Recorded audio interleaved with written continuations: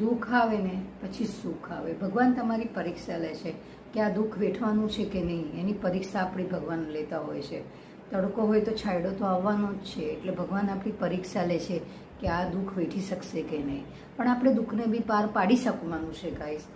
શા માટે દુઃખને દુઃખ જશે તો સુખ તો આવવાનું જ છે. પણ અત્યારના મનુષ્ય એમ કે છે હાય હાય મારે તો દુઃખ આવ્યું ન અમને તેમને ફલાણું ને ઢીકનું એમ બોલ્યા કરશે. પણ 5 મિનિટમાં તમારું દુઃખ જશે અને સુખ તરત આવી જશે. તો એમ નહીં સમજવાનું. દુઃખ આવ્યા પછી સુખ આવવાનું જ છે.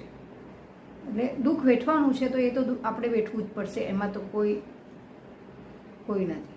અને વધારે ભક્તિ કરશો તો ભગવાન પરીક્ષા આપણી લે જ છે ને લે જ છે. જેટલી ભક્તિ કરશો ને એટલી ભક્તિ ભગવાન આપણી પરીક્ષા લે છે. એટલા માટે દુઃખ પછી સુખ આવશે ને આવશે જ. પડી સમજ. મારી વાત ગમી હોય તો લાઈક શેર કમેન્ટ કરજો. જય હિન્દ, જય ભારત.